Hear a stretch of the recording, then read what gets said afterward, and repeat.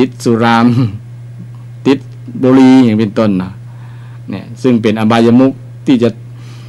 มันจะเป็นภาพที่ติดตาลูกศิษย์ลูกหาได้นะถ้าหากทำละได้เลิกได้แล้วนะโดยเฉพาะคนที่เป็นครูบาอาจารย์นี่เป็นสำคัญมากมันเป็นภาพที่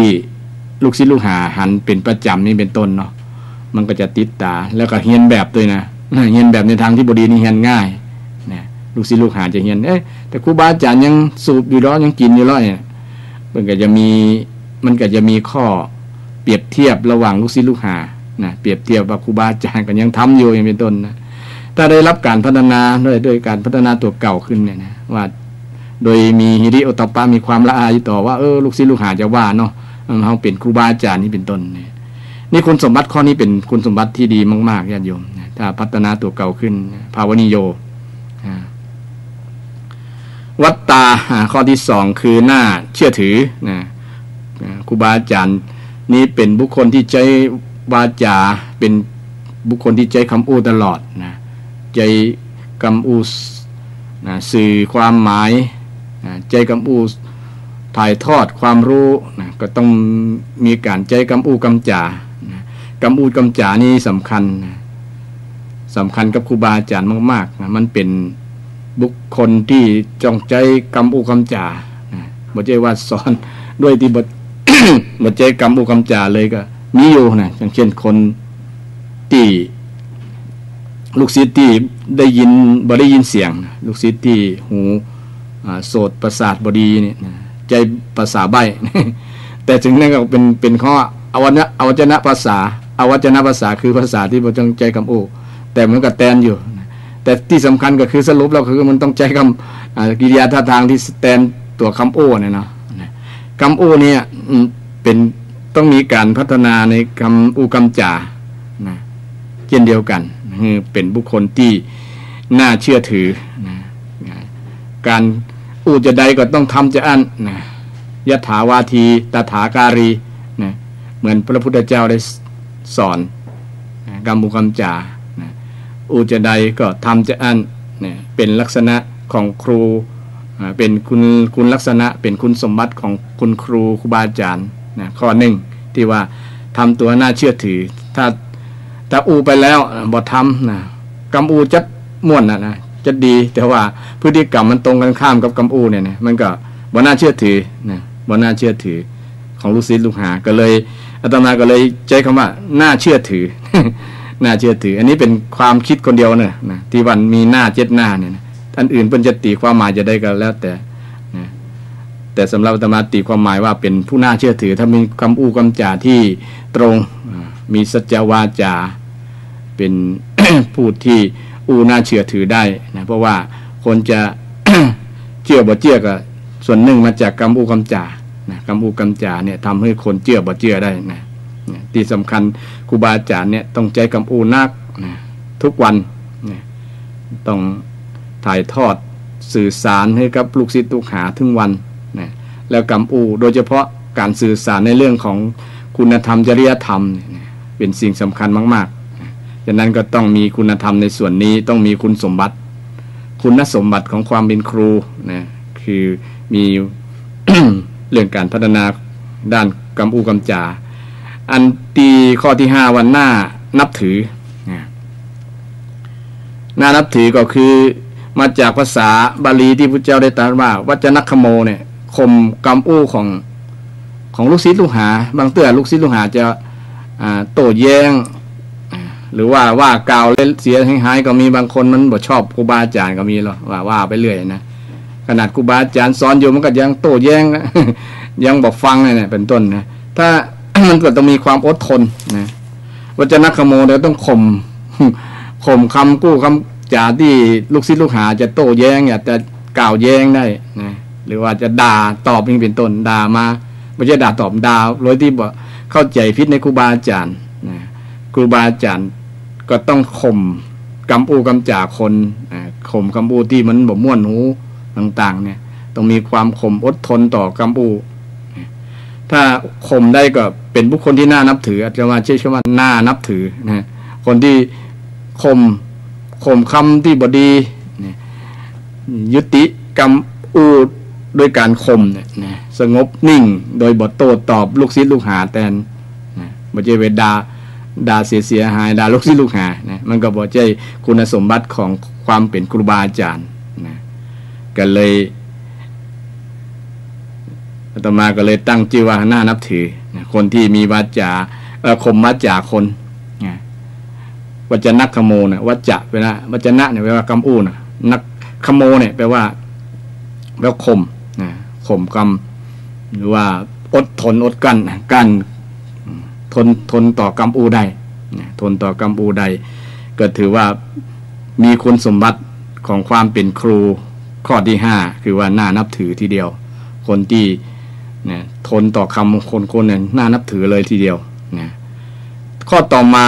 ข้อที่6ก็หน้าที่6ก็คือหน้าเลื่อมใสหน้าเลื่อมใสก็คือครูบาอาจารย์ต้องมีคุณสมบัติก็ว่าในภาษาบาลีว่าคัมภีรัญจะกถังกัตตาคือแสดงธรรมแสดงความของว่า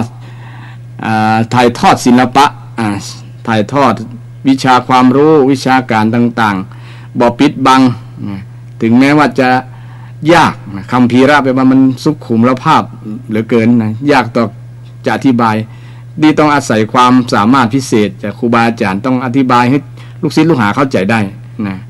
เมื่อลูกศิษย์ลูกหาเข้าใจคำบอกว่าจะเป็นวิชาการต่างๆความรู้ต่างๆเนี่ยลูกศิษย์ลูกหาเข้าใจแล้วมันจะทำให้เขาเลื่อมใสต่อมาก็เลยตั้งชื่อว่าหน้าเลื่อมใสโอ้สุดยอดแล้วครูบาอาจารย์ท่านนี้นะพูดจากของที่ยากๆนะมาทำให้เป็นสิ่งที่ได้ง่ายๆได้นะถือว่าสุดยอดนะเป็นคุณสมบัติของครูบาอาจารย์นะที่ถ่ายทอดคัมภีรังกถังกัตตาเนี่ยนะคัมภีรัญจะกถังกัตตาแปลว่ากระทำคำกระถังแปลว่ากระถาคือคำพูดนะคัมภีระเนี่ยมันที่ละเอียดลึกซึ้งมันยากบางครั้งต้องยากต่อการอธิบายแม้แต่เรื่องวิชาการเกี่ยวกับวิชาต่างๆมันต้องอาศัยความสามารถของครูบาอาจารย์ที่จะถ่ายทอดให้ลูกศิษย์ลูกหาบางคนมีความสามารถแตกต่างกันครูบาอาจารย์บางท่านเนี่ยแล้วเข้าใจง่ายเป็นต้นเนาะสามารถนำเรื่องยากๆเนี่ยมาเป็นเรื่องง่ายได้นะลูกศิษย์ลูกหาเข้าใจได้ง่ายๆนี่เป็นต้นนะก็ถือว่าคนนั้นมีความสามารถมีความสามารถเลื่อมใสทีเดียวในเรื่องสติปัญญาความสามารถของครูบาอาจารย์อันสุดท้ายนี่น่ากราบไหว้ทีเดียวมีน่ารักน่าเคารพน่าชื่นชมน่าเชื่อถือน่านับถือน่าเลื่อมใสแล้วก็น่าสุดท้ายก็คือน่ากราบไหว้เป็นได้น่ากราบไหว้ต่อครูบาอาจารย์นี่น่ากราบไหว้ที่ว่าบ่ทำให้ ลูกศิษย์ลูกหาเนี่ยไปในทางที่บ่ถูกบ่ต้องบ่ชี้นำในทางบ่นำพาในทางที่บ่ถูกบ่ต้องภาษาบาลีว่าโยจัตถาเนนิโยชเยเนี่ยคือฐานะที่บ่ช่วยฐานะที่ครูบาอาจารย์จะนำไปในสิ่งที่บ่ถูกบ่ควรบ่เหมาะบ่สมนี่นะก็มีบางท่านนะครูบาอาจารย์บางท่านเนี่ยแนะนำลูกศิษย์ลูกหาในทางที่บ่เหมาะบ่สมก็มีนะมีแต่บ่นักนะถ้านักก็แย่เลยประเทศเราประเทศใดที่มีครูบาอาจารย์แนะนำในสิ่งที่บ่ถูกบ่ต้องเนี่ยนำไปสู่ความขัดแย้งนำไปสู่การทะเลาะวิวาทนำไปสู่การทำที่มันทำให้เกิดความเสียหายทำให้เกิดความเดือดร้อนนะก็มีระบางท่านนะเป็นตั้งลัทธิไปเลยก็มีนะปลุกปั่น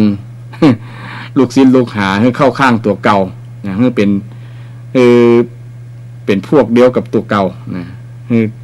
เพราะว่าลูกศิษย์ลูกหามีความเชื่อแล้วกับมันพร้อมที่จะปฏิบัติโดยอาจารย์ครูบาอาจารย์ก็มีบางท่านนะที่แนะนำในลูกศิษย์ลูกหาในทางที่บ่ถูกบ่ต้องนะถ้าไผแนะนำลูกศิษย์ลูกหาที่เดินทางผิดไปแล้วคือมาเดินทางถูกอย่างพระพุทธเจ้าของเราเนี่ยหลายกรณีที่มีบุคคลมิจฉาทิฏฐิและจี้ทางคือเดินทางถูกเช่นพระ พระองค์คุลิมานญาติโยมแม่นก็ญาติโยมนี่ ตัวอย่างหลายๆตัวอย่างนะพระองคุลิมานนี้มีความหันผิดก็จีว่านี่บ่ถูกต้องเน้อ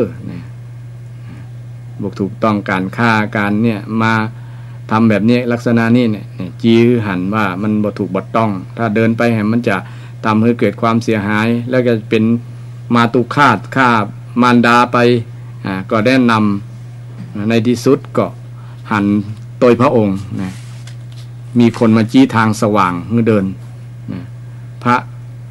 องคุลิมานก็เลยทราบซึ้งก็เลยเปลี่ยนกลับจิตกลับใจนะเปลี่ยนพฤติกรรมนั้นโดยการสละวางดาบสวะดาบลงแล้วก็มอบจิตมอบกายถวายในพระพุทธศาสนาเนี่ยนี่ก็เป็นตัวอย่างหนึ่งเป็นแบบอย่างเป็นตัวอย่างหนึ่งที่จี้หันว่าระดับครูบาอาจารย์ที่ท่านได้ชี้แนะชี้นำให้บุคคลที่อยู่ในฐานะในที่การคิดมิจฉาทิฐิมีความหันผิดแล้วเกิดความเป็นสัมมาทิฏฐิเนี่ยให้เกิดสัมมาทิฏฐิได้นั้นบุคคลนั้นชื่อว่ามีคุณสมบัติที่น่ากราบไหว้ทีเดียวอย่างพระสัมมาสัมพุทธเจ้าของเราและก็ครูบาอาจารย์หลายๆท่านหลายๆคนที่เป็นบุคคลที่มีคุณธรรมที่ชี้นำในทางที่ถูกต้องคือกับลูกศิษย์ลูกหานะส่วนนักเป็ดจะอันนะฉะนั้นเมื่อครูบาอาจารย์มีคุณธรรมแบบเนี้ยนะมันก็เป็นบุคคลที่น่าเคารพน่ากราบน่าไหว้น่าชื่นชมนะกับลูกศิษย์ลูกหาลูกศิษย์ลูกหาก็เมื่อถึงวันที่ทางราชการกำหนดคือว่าวันที่16เป็นวันครูจริงๆเป็นวันลูกศิษย์จะทำคุณงามความดีทำคุณงามความดีต่อครูบาอาจารย์อย่างมีคำสมัยเป็นละอ่อนอาตมายังจำว่าอันอย่างปาเจราจริยาโหนตุคุนุตตรานุสาสกาเนี่ยก็มีเป็นภาษาบาลีเนาะเป็นภาษาบาลีแต่ก่อนก็แปลบ่ออกเดี๋ยวนี้ก็พอแปลออกอยู่คำที่เปิ้นแต่งไว้นะก็จำคนแต่งบ่ได้ก็เป็นพระอย่างลืมละนะเป็นคนบ้านเนี่ยแต่มีในสมัยนั้นเปิ้นดำรงตำแหน่งสูงอยู่ทีเดียวนะสมัย50 กว่าปีมาแล้วนะที่แต่งประโยคนี้นะปาเจราจริยาโหนตุปาเจราจริยาโหนตุนะคุนุตตรานุสาสกาเนี่ยนะซึ่งก็เป็นคำที่ลูกศิษย์ลูกหาน้อมระลึกนึกถึงว่าอนุตตราปาเจราจริยาโหนตุอนุตตรานุสาสกาเป็นบุคคลที่สั่งสอนที่อนุตตระเนี่ยคือสูงสุดนะเป็นผู้ที่ชี้แจงที่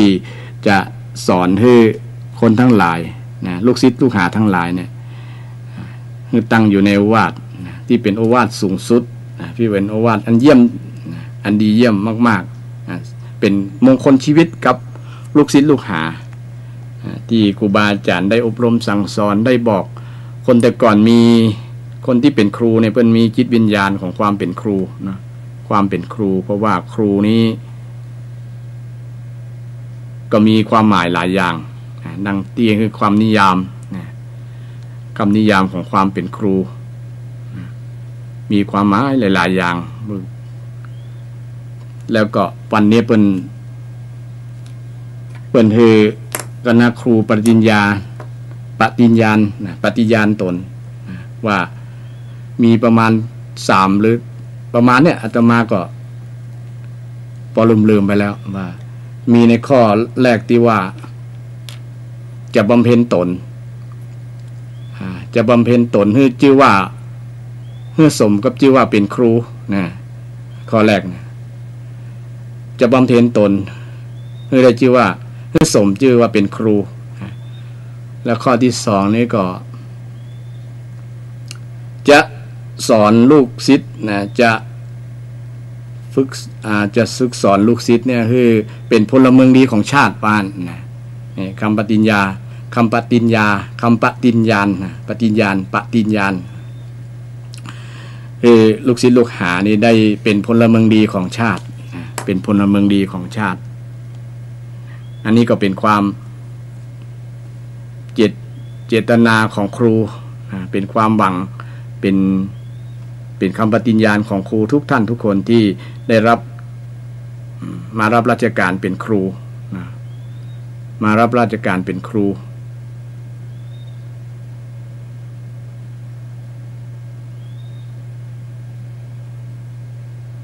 ซึ่ง เมื่อถึงวันเป็นครูแล้วก็เราก็มาระลึกนึกถึงความเป็นครูของครูบาอาจารย์ทุกคนก็มีครูบาอาจารย์กันทั้งนั้นนะและครูบาอาจารย์ก็มีเป็นจำแนกไว้ มีหลายประเภทนะมีประมาณ4ประเภทนะครูบาอาจารย์อันแรกคือครูบาอาจารย์ประจำบ้านนะอันที่2ครูบาอาจารย์เป็นครูประจำโรงเรียนนะอันที่3ครูบาอาจารย์ประจำโลกอันที่4ครูธรรมชาตินะคือประสบการณ์นะประจำธรรมชาติครูบาอาจารย์ประจำเฮือนนะอาจจะเพิ่มเติมครูบาอาจารย์ประจำวัดก็ได้นะประจำวัดนะเพราะว่าพระสงฆ์องค์เจ้าที่เป็นระดับเจ้าอาวาสนะก็ถือว่าเป็นครูบาอาจารย์ของ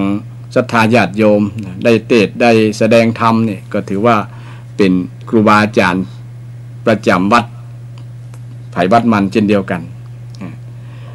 ฉะนั้นก็เอามา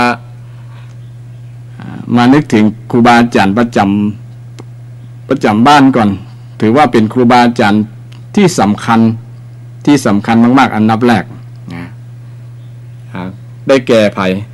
ครูบาอาจารย์ประจำบ้านก็คือคงจะฮุกนะคิดได้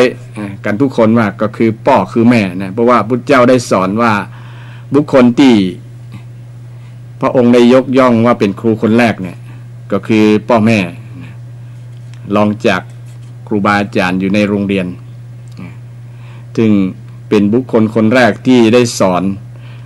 นลูกหลานตั้งแต่ยังบ่ออกจากท้องเลยทีเดียวบางครั้งเนี่ยแม่ก็ยังมาลูบคำท้องตัวเก่านั้นว่านี่ลูกเนี่ยอย่าดิ้นนักเน้ออย่างประมาณนั้นนะบางครั้งก็สื่อกับลูกได้แล้วเพราะว่ามันอาจจะมีความมีเซนส์ถึงกัน บางครั้งแม่จมแม่บ่นน้อยนะมันก็ดักไปก็มีเนี่ยคนที่มีประสบการณ์เล่าให้ฟัง บางครั้งลูกมีปฏิกิริยากับแม่ดิ้นท่วงเนี่ยประมาณนั้นคล้ายๆคือแม่เลยสนใจพ้องประมาณนั้นนะแม่ก็ทักทายตอบนะทั้งที่บ่หันหน้าตากันอยู่ในท้องก่อนนะกอบใจกำอูกำจาสื่อด้วยจิตใจนะกับลูกนะก็เป็นเป็นครูอาจารย์คนแรกพอออกมาแล้วก็นะคนเฮานี่สักเดือน2 เดือน3 เดือนนะถึง10 เดือนนี่หรือว่าปีนี้ก็ยังอู้บ่ได้เตือนนะยังฟังพ่อแม่แต่เราฟังอย่างเดียวนะพ่อแม่โดยเฉพาะแม่เนี่ยอยากจะอบรมจังสอนนะก็จะมีการทักทายด้วยกิริยาอาการต่างๆให้ลูกได้รับรู้ว่าแม่นี่มีความตั้งใจมีความฮักนะมีความผูกพันมีความต้องการที่นะอยากจะให้ลูกใหญ่โวยๆนะได้รอดปลอดภัยเกิดจากท้องแม่มาแล้วนะก็จะสื่อจะสอนนะให้ลูกได้รับทราบในส่วนนี้นะคนเฮาเนี่ยเป็นมนุษย์สังคมเป็นมนุษย์ที่ต้องอาศัยบุคคลอื่นนักกว่าสัตว์ประเภทอื่นๆนะคือต้องอาศัยแม่นะแม่ต้องดูแลต้องกอดต้องอุ้มต้องประคับประคองต้องป้อนต้องให้อาหารเป็นเวลาหลายทีเดียว บ่เหมือนกับสัตว์ชนิดอื่นเช่นนกหมูม้ากาไก่อย่างต่างๆเนี่ยบางครั้งเขาเกิดมาแล้วนะเขาอาจจะเอาตัวรอดได้บ่ต้องปึ้งพ่อปึ้งแม่อย่างนักหนาป่าป้านแต่เขาก็อยู่รอดได้แต่คนนี่ต้องอาศัยนะอาศัยแม่เนี่ยที่เป็นผู้ที่ประคับประคองผู้ดูแลผู้เลี้ยงดูผู้ที่คอยปกป้องลูกให้รอดปลอดภัยเติบใหญ่มาเป็นผู้เป็นคนแล้วก็ได้เป็นคนดีมีคุณธรรมมีความสุขนะก็ด้วยความตั้งจิตตั้งใจของแม่นะของพ่อทั้งหลายนะแล้วก็ท่านตั้งใจสอนนะสอนตั้งแต่ยังเฮาอู้บ่ได้เนาะสอนบอกนั่นอันนี้เป่าหูถึงวันนะกอกอู้ใส่หูถึงวันนะบางครั้งลูกก็ตอบสนองหูพ่องบอกหูพ่องนะตามธรรมชาติของละอ่อนเนาะแต่คงจะมีส่วนรู้พ่องละนะเพราะว่าตาสื่อสายตาระหว่างแม่กับลูกเนี่ยนะก็จะสื่อกันได้ว่าลูกกับแม่เนี่ยแม่กับลูกเนี่ยมีความรู้สึกจะได้ต่อกันประมาณนั้นการสื่อเรื่องสายตาก็เป็นการสอนลูกอย่างหนึ่งเหมือนเช่นเดียวกันสอนด้วยกิริยาอาการนะสอนด้วยการกระทำต่างๆให้ลูกได้เรียนรู้นะตั้งแต่ยังอู้บ่ได้เนี่ยนะเมื่ออู้ได้แล้วก็ยิ่งง่ายสะดวกต่อการสอนของแม่นะแม่ก็จะสอนให้ลูกได้รู้นะพ่อก็จะสอนให้ลูกได้รู้นะที่สำคัญรู้ตัวเก่าก่อนว่า อันนี้เป็นลูกอันนี้เป็นแม่เนี่ยห้องแม่ห้องพ่อบอกความเป็นญาติแหละคนนั้นเป็นอุ้ยเป็นยังเนี่ยสอนให้หูจักญาติหูจักการกินการนอนการสอนทุกอย่างนะคือสอนด้วยความจิตวิญญาณของความเป็นครูจริงๆ สอนด้วยความอยากจะให้ลูกเนี่ยได้เกิดความเจริญทางด้านสติปัญญาอยากจะได้ให้ลูกเนี่ยได้ไวๆให้เข้าใจให้เรียนรู้เนี่ยก็เป็นผลมาจากครูคนแรกเนี่ยนะครูคนแรกสอนทุกอย่างสอนที่บ่ได้มีหน่วยกิจบ่มีชั่วโมงว่างนะบ่มีชั่วโมงว่างเลยบางครั้งดึกๆนั่นก็ยังสอนลูกอยู่เวลาลูกให้ก้าอย่างก้าเนี่ยก็บอกอย่าห้องนักเน้อมันอย่านั่นเน้อนี่น่ะปอบประโลมเหล่านี้ก็เป็นวิธีสอนให้ลูกได้รู้เรียนรู้ว่าสิ่งที่ลูกแสดงออกมาเนี่ยมันทำให้แม่บ่สบายใจอย่างประมาณนั้นนะเช่นได้ยินเสียงลูกห้องให้ลูกเจ็บลูกได้รับความทุกข์ทรมานเนี่ยมันก็เป็นสิ่งหนึ่งที่ทำให้จิตใจแม่ปั่นป่วนได้นะแม่ทุกข์ได้นะฉะนั้นแม่ก็อยู่กับเป็นบุคคลที่ใกล้ชิดลูกมากกว่าพ่อนะจะสอนนักกว่าพ่อนะสอนหลายๆอย่างบ่มีหน่วยกิจบ่มีบ่มีเงินเดือนมีแต่ใจทั้งเดียวนะจิตวิญญาณเนี่ยสอนให้ลูกได้ที่สำคัญสอนให้ลูกเป็นคนดีเนี่ยพ่อแม่ทุกคนมีใจอันนะเพราะว่าในหลักธรรมคำสอนพุทธเจ้าได้สอนบอกว่าพ่อแม่เนี่ยมีหน้าที่อันแรกเลยว่าห้ามลูกบ่ให้ทำความชั่วเนี่ยอันนี้เป็นหัวใจเป็นคุณธรรมเป็นที่มีในน้ำจิตน้ำใจของพ่อแม่ของแม่เนี่ยที่ว่าเมื่อลูกทำสิ่งที่บ่เหมาะบ่สมพฤติกรรมต่างๆแสดงออกมาเนี่ยก็ต้องอาศัยการอบรมจากน้ำคำนะน้ำกำอู้นะน้ำคำอู้ของแม่เนี่ยบอกว่าแม่นี่มีเรือน3น้ำ4เนาะมีทั้งน้ำนมที่ให้ลูกดื่มน้ำใจนะที่มีในจิตใจของแม่น้ำธรรมคุณธรรมเดี๋ยวน้ำคำกำอู้นะน้ำจิตน้ำใจที่แม่มีต่อลูกนะมีต่อลูกที่ปรารถนาต่อลูกนะโดยเป็นกระบวนการของการสอนทั้งนั้นนะสอนเป็นจิตวิญญาณของความเป็นครูที่อยู่ในจิตในใจของพ่อแม่นะอันนี้เป็นเรื่องของ เรื่องของครูที่มีอยู่ในบ้านมีกันทุกคนนะพ่อแม่เป็นครูคนแรกของลูกที่พระพุทธเจ้าได้ตรัสไว้นะฉะนั้นครูคนแรกครูประจำบ้านเนี่ยก็โปรดทราบเลยว่าเป็นบุคคลที่เราควรให้ความสนใจเป็นอันดับแรกเลยนะทุกคนมีพ่อมีแม่ที่เป็นครูคอยสอนบางครั้งนี่มันคำสอนที่พ่อแม่ได้มอบให้ลูกสมัยเป็นละอ่อนเนี่ยมันมาแสดงออกช่วงที่ลูกเติบใหญ่มาแล้วนะลูกได้ใจได้ติดได้นิสัยที่ดีๆนะติดมาจากคำสอนพ่อแม่นะมันออก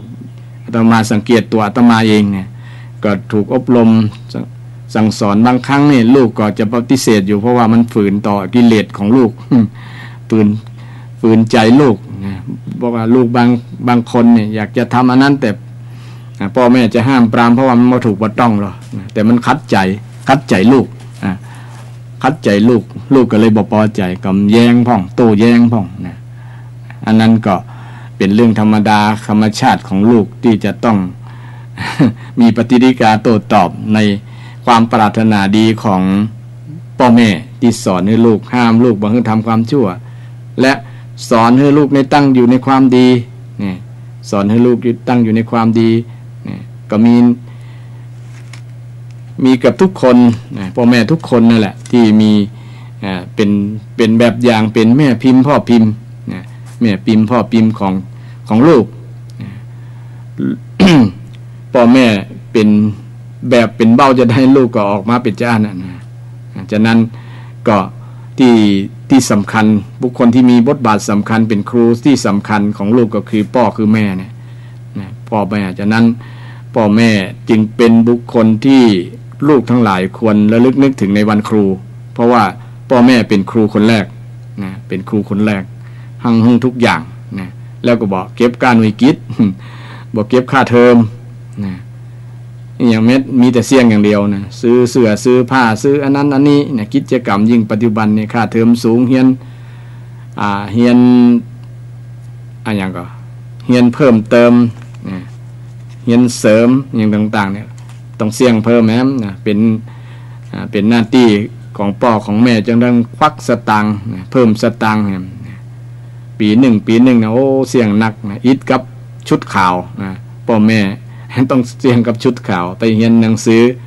นะต้องเสี่ยงกับชุดขาวนะปิกมาบ้านแล้วก็ยังได้บอกได้ซ้อนครับนี่เป็นต้นนะคือบละหน้าที่ความเป็นครูในส่วนนี้พ่อแม่แต่พ่อแม่บางคนก็ลืมไปเหมือนกันบ่ได้อบรมบ่ได้สั่งสอนบ่ได้บอกบ่ได้กล่าวบ่ได้ว่าทำให้ลูกบางครั้งสอนลูกผิดๆก็มีให้ลูกได้ใจนะเป็นคนเอาแต่ใจตัวเก่าก็มีนะเช่นพ่อแม่บางคนนี่มีลูกคนเดียวเนาะฮักสุดๆนะเพราะว่าบ่มีไผที่จะแบ่งความฮักไปแล้วนะก็เลยตัวใจโมดเนี่ยเป็นต้นนะเพิ่นว่าพ่อแม่ฮักหลายจนตัวใจนักการตัวใจนี้เป็นการสอนที่ผิดพ่อแม่อาจจะได้ทั้งช่วงแรกอาจจะได้มีเต็มด้วยความรอยยิ้มนะแต่ในบั้นปลายแล้วอาจจะเต็มด้วยน้ำตาคราบน้ำตาครั้งแรกนี้จะหันรอยยิ้มอยู่นะช่วงแรกช่วงต่อไปเพราะว่าเราได้สอนลูกได้ทำให้ลูกได้มีพฤติกรรมที่ผิดๆนะบางอย่างนี้ตัวใจนักล้ำไปก็ทำให้ลูกเสียคนนะก็มีหลายที่ลูกเสียคนไปอยู่ในคุกในตารางนะเพราะว่าทำตัวบ่เหมาะสมเดินทางผิดคิดผิดเลยทำให้พ่อแม่ต้องช้ำใจต้องไปเกาะลูกกงไปเยี่ยมขนาดลูกอยู่ในคอกในตารางแล้วก็ยังฮักยังห่วงแม้ถึงกันนั้นลูกบางคนก็ยังบ่หันตกหันใจพ่อแม่ยังโทษพ่อแม่อยู่ก็มีนะยังว่ากล่าวช้ำจิตช้ำใจของพ่อของแม่อยู่ก็มีนักหลายนะก็มีนักนะเป็นที่ในส่วนหนึ่งก็มาจากพ่อแม่สอนผิดนั่นเองนะส่วนหนึ่งนะส่วนผิดลองพิจารณาดูว่าเขาเป็นครูสอนลูกที่ถูกต้องก็นะในวันครูนี้ก็เอาในฐานะเป็นครูพ่อแม่นะ ในฐานะเป็นครูก็ต้องสอนลูกหลานให้ตั้งอยู่ในคุณงามความดีตั้งอยู่ในที่ถูกที่ต้องเจียนหันเขาไป คบคนที่บดีก็แนะนำคนนั้นบอกควรคบเน้อมันบ่เป็นมงคลชีวิตเนี่ยคนคบคนแบบนี้เนี่ยที่จะนำพาเฮาบ่ได้ห้ามว่าบ่ให้คบไผแต่เลือกเพื่อนบางคนเนี่ยดูเหมือนว่าจะฮักลูกนั่นแหละแต่มันบ่ฮักนะมันเวลาเจอปัญหาเจอเหตุการณ์ต่างๆที่จะเอาตัวรอดแล้วก็เอาตัวรอดปล่อยให้เฮาได้รับโทษรับอย่างต่างๆตัวมานักหลายแล้วก็เฮามาก็เสียใจว่าเปื้อนบ่ฮักแท้ประมาณนั้นนี่ก็มีนักมีหลายฉะนั้นเป็นหน้าที่ของพ่อแม่จะอบรมสั่งสอนเป็นครูคนแรกครูในบ้านเนี่ยครูในบ้านเพราะว่าพ่อแม่นี่เป็นครูสอนบ่มีเกษียณนะสอนจนวาระสุดท้ายของลมหายใจนะสอนลูกนะยังห่วงยังมีความผูกพันอยู่นั่นแหละนะถึงลูกจะเป็นคนใหญ่แล้วมีความคิดเป็นของตัวเก่าแล้วก็ยังสอนอยู่นั่นนะเพราะว่าเป็นมีจิตวิญญาณของความเป็นครูพ่อแม่เนี่ยนะด้วยความห่วงใยนั่นเองนะก็ยังสอนอยู่ตลอดเวลานะโดยที่บางครั้งลูกก็เข้าใจผิดหรือว่ามีอคติต่อพ่อกับแม่ก็มีว่าย่อยว่าขี้จมขี้บนยังก็มีนะแต่ได้มองในแง่ท่านเป็นผู้มีจิตวิญญาณความปรารถนาดีนะจิตวิญญาณความเป็นครูของพ่อของแม่เนี่ยมีอยู่ตลอดเวลาโดยความเป็นห่วงลูกนะห่วงลูกท่านก็เลยบางครั้งก็ใช้คำอู้แบบที่เราคิดเข้าใจผิดก็มีนะเข้าใจผิดก็มีเข้าใจผิดก็มีหรือว่าพ่อแม่เข้าใจลูกผิดก็มีอย่างกรณีเปิ้นได้เล่ากันว่ามีแม่คนหนึ่งขอผลไม้จากลูกเพราะว่าลูกได้กำผลไม้กำลังจะกินลูกสาวคนนั้นยังไม่เป็นสาวเป็นอ่อนอยู่นะแต่เป็นไม่ยิงก็กำผลไม้คือแอปเปิ้ล2 เกวียนก็ครบแอปเปิ้ลทั้ง2 เกวียนเลยแม่ก็เข้าใจลูกว่าลูกคนนี้ขี้จิกับบ่แบ่งปันนะกัดผลไม้ทั้ง2 ลูกเพื่อจะกันเขาบ่เขากินก็ประมาณนั้นนี่ความเข้าใจของแม่มีเข้าใจผิดกับลูกนะผิดเลยพอลูกได้เอ่ยวาจาเนี่ยก็เลยรู้ทันทีลูกว่าจะได้ว่าแกนเนี่ยมันเปรี้ยวมันส้มแกนนี้หวานเอาแม่แกนนะเอาแกนหวานเนี่ยพอลูกได้อู้อย่างนี้เนี่ยแม่เลยน้ำตาไหลโอ้แสดงว่าลูกมีความปรารถนาดีต่อแม่นะใครให้แม่กินของที่อร่อยหวานแต่แม่เข้าใจตั้งก่อนหน้าเนี่ยว่าลูกคิจิบอกเคยให้ปันบอกเคยแบ่งปันแม่กินประมาณนั้นเนี่ย2 มุมมองเนี่ยมันอยู่ที่การสื่อบางครั้งในเฮาพอกิริยาต่างๆภายนอกของคนในบางครั้งนั้นต้องอาศัยประสบการณ์นะต้องอาศัยความพฤติกรรมบางอย่างนี่เราจะฟังตัดสินใจเนาะฟังตัดสินใจยิ่งคนที่ใกล้ชิดความเป็นลูกเป็นแม่เป็นพ่อกันเนี่ยนะบางครั้งอาจจะเข้าใจผิดนะอาจจะเข้าใจผิดกับลูกอาจจะเข้าใจผิดกับพ่อกับแม่นะแต่ส่วนนักนะลูกจะเข้าใจผิดพ่อแม่นักกว่านะแต่แม่จะเข้าใจผิดลูกเนี่ยก็มีส่วนหนึ่งนะส่วนหนึ่งนะเช่นว่าลูกบ่ฮักลูกละทิ้งอย่างประมาณนั้นเนาะนะทำให้เข้าใจลูกผิดแล้วก็เกิดอคติกับลูกก็มีนะหรือว่าลูกส่วนมากนะลูกจะเข้าใจพ่อแม่ผิดโดยเฉพาะบททนฟังคำสอนบททนฟังคำบ้าคำตักเตือนของพ่อของแม่เลยก็ทำให้เกิดปัญหานะการบ่เข้าใจกันนะบ่เข้าใจกันเลยเกิดการชิงชังกันบ่ชอบหน้ากัน ตัดลูกตัดพ่อตัดแม่กันก็มีนักมีหลายนะพ่อแม่เหมือนกับศัตรูก็มีพ่อเหมือนกับศัตรูกันบ่เผาศพกันก็ยังมีเลยนะแต่มีส่วนน้อยถ้ามีส่วนนักก็ แย่เลยสังคมญาติโยมนะสังคมญาติก็คงจะแย่กัน แต่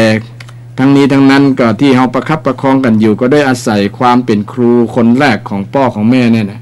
ได้อบรมสั่งสอนที่สำคัญที่สุดนะมันปลูกฝังแต่เขาบอกฮู้บ่ได้ว่ามันปลูกฝังในจิตในใจนะในจิตในใจของลูกนะมันจะมาแสดงผลในช่วงที่เขาเติบใหญ่มาแล้วเขาจะได้นำสิ่งเหล่านั้นสิ่งดีๆคำสอนดีๆเนี่ยนะหรือช่วงที่เขาได้ประสบกับปัญหากับทุกข์ต่างๆเนี่ยเขาจะย้อนถึงคำสอนของแม่นะเขาจะนึกถึงคำสอนของพ่อได้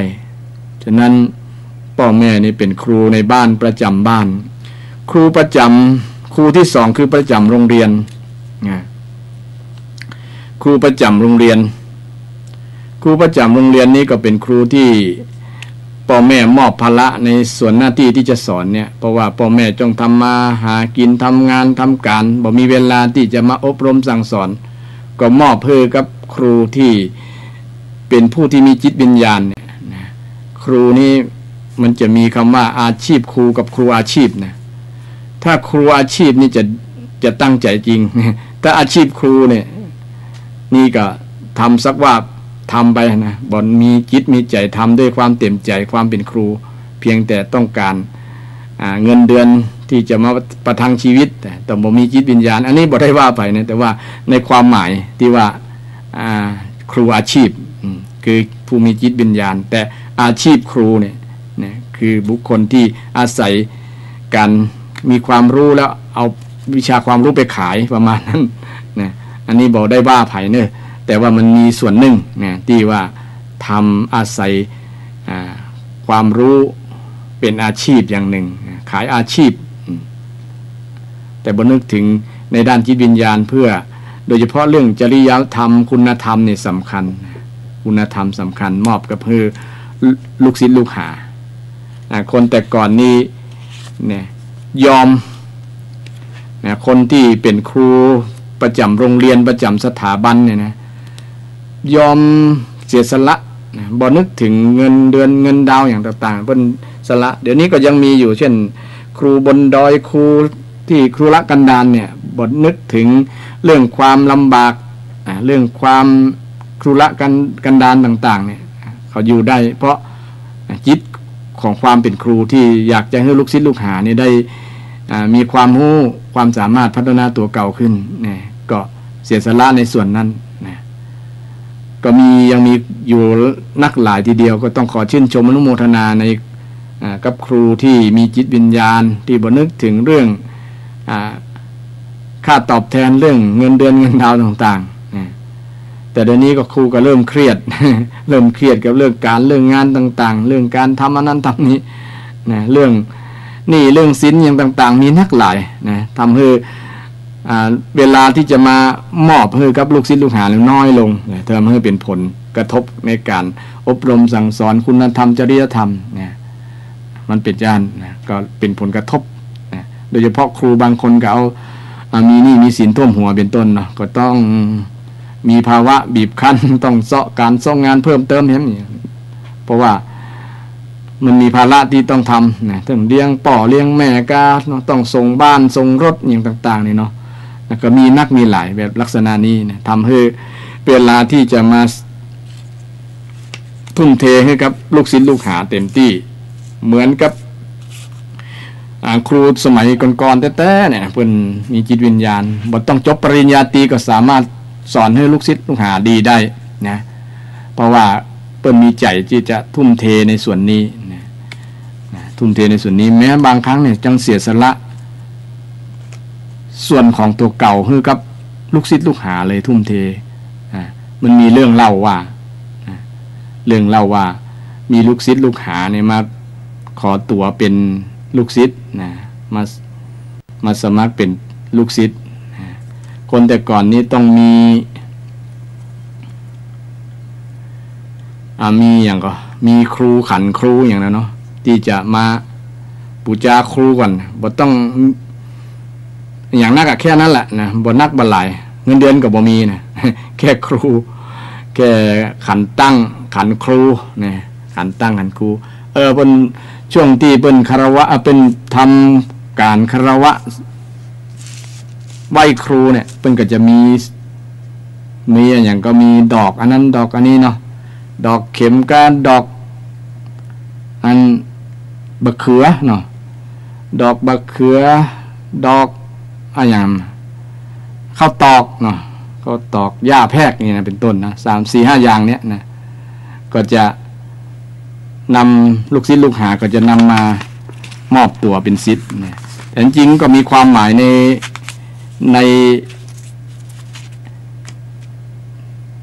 ในดอกทั้งหลายในสิ่งที่จะนำมาคารวะครูบาอาจารย์เนี่ยนะเป็นก็ว่าดอกบะเขือนี่มันจะมีดอกที่จะน้อมลงนะเหมือนคนลูกศิษย์ลูกหาเนี่ยมันมีถ้าได้รับการอบรมสั่งสอนจากครูบาอาจารย์เนี่ยมันเป็นผลผลิตที่มีความเคารพนอบต่อครูบาอาจารย์เนี่ยเหมือนกับดอกบะเขือดอกบะเขือเนี่ยก็จะเป็นผลสำเร็จภาคภูมิใจว่าลูกศิษย์คนนี้มีความสมมาคารวะครูบาอาจารย์นะบ่เย่อหยิ่งบ่ดูหมิ่นดูแคลนครูบาอาจารย์นะยอมรับนับถือก็จะทำให้เกิดความสุขเกิดความภาคภูมิใจในตัวครูบาอาจารย์ว่าลูกศิษย์คนนี้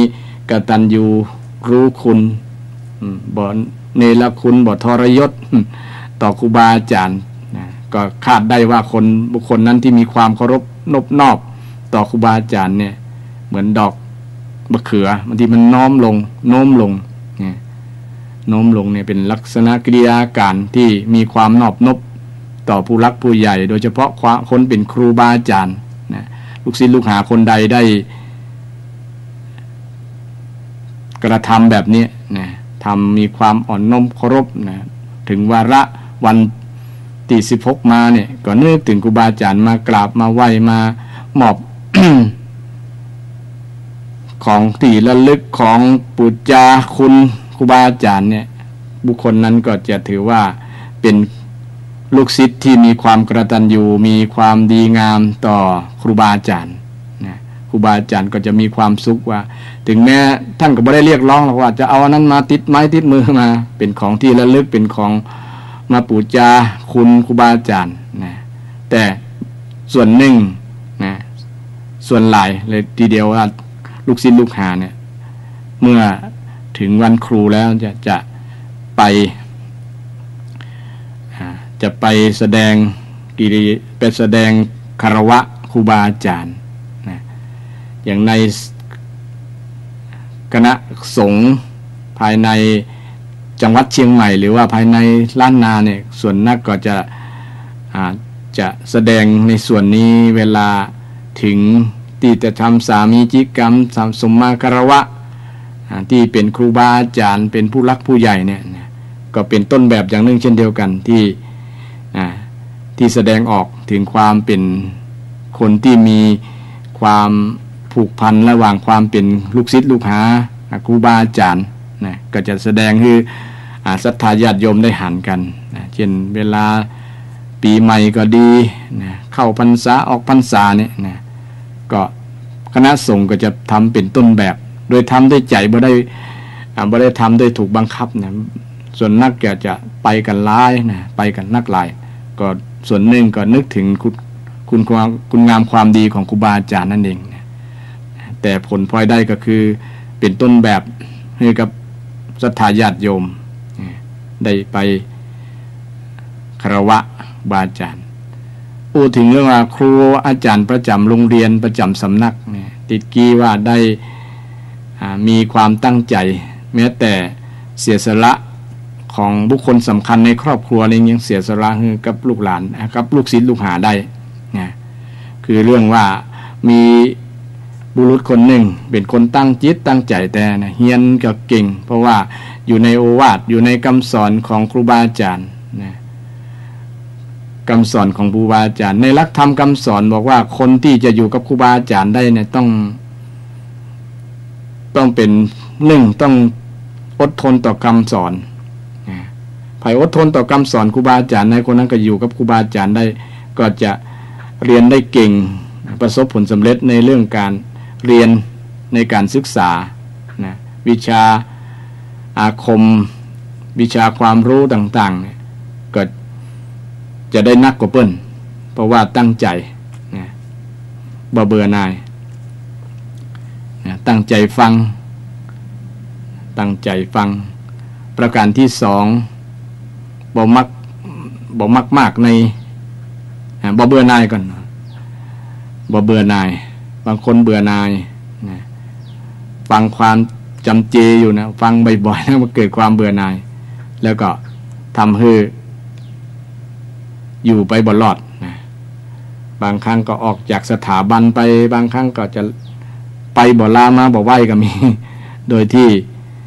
นะบ่มีใจอยู่แล้วนะบ่มีใจอยู่แล้วถ้าไผมีใจอยู่คนนั้นก็อยู่กับครูบาอาจารย์ได้เหมือนนะอยู่ในสถาบันมันเดี๋ยวนี้ก็มีบางคนหลายแล้วดับเรียนไว้นะติด F ติด I ต่างๆก็เพราะมีใจเบื่อหน่ายในการเรียนเนี่ยนะแล้วก็เลยไปบ่รอดนะไปบ่รอดแต่อายเนี่ยนะมันมีความตั้งใจแล้วก็บ่เบื่อหน่ายแล้วก็บ่มักใฝ่ในเรื่องกามคุณนะมักหมายใฝ่ในกามคุณบางครั้งไปกามคุณเรื่องรูปรสกลิ่นเสียงถ้าไปสนใจเรื่องกามคุณติดแม่ยิง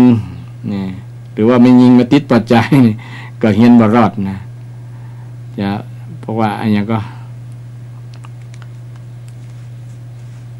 ใจแตกมือม.2 ม.3 อยู่นะ ถ้าเป็นแม่ยิงถ้าเป็นปัจจัยก็ไปติดเรื่องอันนั้นติดเรื่องอันนี้นะไปเมาเรื่องเกมเรื่องอันนั้นอันนี้นี่เขาติดในกามคุณต่างๆ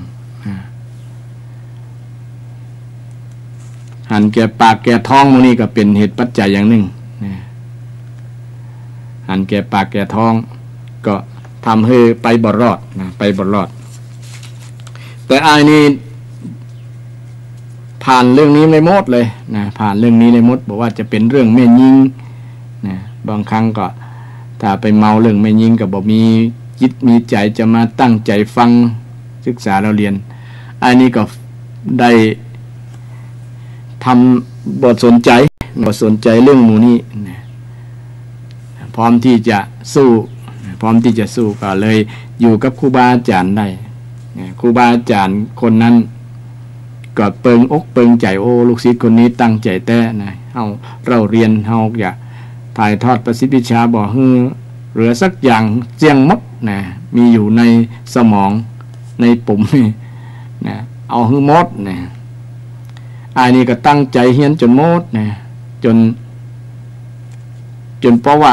อาจารย์บ่ฮู้จะสอนอันหยัง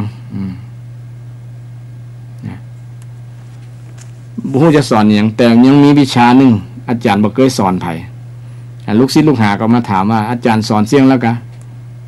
ผมเรียนมาหลายปีอาจารย์ว่าหมู่วิชาโลกทั้งหลายนี้เธอนี่เรียนจบหมดแล้วแต่ยังวิชาธรรมเนี่ยเธอยังเรียนบ่จบเด้อจะได้อาจารย์คือวิชาเพศศาสตร์เนี่ยเกี่ยวกับเรื่องเพศเนี่ยเธอยังเรียนบ่จบที่เตื้อนะศาสตร์อื่นๆจบมาแล้ว18ศาสตร์นะสอนให้เธอหมดแล้วแต่ยังศาสตร์นี่ยังไม่ได้สอนไผเตื้อนะมันหมายความว่าจะได้อาจารย์เอาก็หมายความว่าเรื่องเพศเนี่ยมันต้องสอนกันเมินนะแล้วก็คนต้องเรียนรู้ต้องใช้อาศัยเวลาอาศัยเวลาเอาอีถ้าเธออยากจะเรียนจบนี่นะอาจารย์จะยอมเสียสละแม่ยอมเสียสละแม่คือเธอเนี่ยนะเพราะว่าแม่อาจารย์ก็แก่แล้ว80-90แล้วเธอลองไปประเล้าประโลมแม่ของอาจารย์อันนี้ก็ตกใจโอ้เป็นยังจะได้อาจารย์ผมเนี้ยบ่ได้นะถ้าเธออยากเรียนจบก็ต้องทำตามกรรมที่ฉันได้อู้นี่ก็เลยจำเป็นต้องทำมือถือไปเป่าเล่าประโลมไปลูกไปแล้วก็ปอบประโลมด้วยกรรมอู้กรรมจ่าเนี่ยว่าแม่เฮาเนี่ยจะมีอารมณ์ร่วมกับเธอก็ประมาณนั้นนี่ก็ไปทำตามที่กรรมอาจารย์ ว่าอายนี่ก็ใจคำประโลมต่างๆนานาจนแม่เนี่ยเชื่อว่าอายเนี่ย เมา อายเนี่ยเมาตัวเก่าก็เลยวางแผนกันว่าถ้าแม่ฮักผมนะแม่ต้องจัดการอย่างนึงได้ก่อนนี่ทดลองจัดการจะได้ฆ่าลูกตัวเก่าอะกะฆ่าอาจารย์ผมนี่แหละถ้าแม่อยากจะได้ผมเป็นสามีนะ แม่ก็เลยตัดที่แรกปฏิเสธอยู่นะเพราะว่าเป็นลูกกันเนี่ยจะทำกันจะได้นะแต่ด้วยอารมณ์ของความหลงเพราะว่าอายนี้มันก็มีเป็นคนรูปหล่อรูปร่างดีเนี่ยแม่ของอาจารย์นี่จนหลงนะหลงในกำอู้กำจาหลงในการประเล่าประโลมต่างๆก็เชื่อโดยสนิทใจว่าอายนี้จะอยู่กินจนเป็นสามีภรรยาประมาณนั้นก็เลยตกลงปรงใจจะฆ่าลูกตัวเก่าเพื่อบ่ให้คัดขวางความรักระหว่างสองคนระหว่างลูกศิษย์กับแม่ของอาจารย์แม่ของอาจารย์ก็เลยวางแผนกันวันหนึ่งลูกศิษย์ก็เอาแปลงคล้ายๆคนเอาทำเป็นหุ่นแล้วก็เอาผ้าคลุมคลุมมดทั้งนั้นก็แปลงคล้ายๆอาจารย์หุบมอกอาจารย์ตัวเก่านั่นแหละนอนอยู่แล้วคลุมปิดหน้าแต่มันเป็นไม้นะอันที่แปลงนั่นนะกระโหลกศีรษะอย่างต่างๆมันคล้ายคนนอนนะแม่นี่ก็เข้าใจว่าลูกตัวเก่านอนหลับสนิทแล้วบดดิ้นบดต้วงอย่าง ได้อาวุธอันหนึ่งคือขวานมุยคนอายุ80สามารถยกมุยขึ้นเหนือหัวได้แสดงว่าพลังแห่งราคะมันพุ่งแรงนะทำให้ยกขวานเนี่ยยกขวานนี่จะตัดคอลูกนะพอยกลงขวานลงดาบปั๊บเนี่ยเสียงดังปักเนี่ยแม่ตกใจเลยมันบาดใจเลยหลอกแล้วกันนะเลยช็อกนะพอเปิดผ้าแล้วช็อกนะว่าถูกหลอกก็เลยช็อกถึงกับสิ้นชีวิตถึงความตายนะในเหตุการณ์นั้นนะอาจารย์ก็สังเกตอยู่บอกคาดสายตาเพราะว่ารักพอเพราะว่าหูแล้วว่า แม่จะต้องเป็นใจแต่ว่าด้วยความฮักลูกศิษย์เนี่ยญาติโยมอยากจะให้ลูกศิษย์ได้เรียนจบเรื่องเพศศาสตร์ ก็เลยเสียสละชีวิตของแม่เนี่ยให้ลูกศิษย์ได้เห็นรู้ว่าราคะตัณหาต่างๆเนี่ยมันบ่อยู่กับวัยบ่อยู่กับ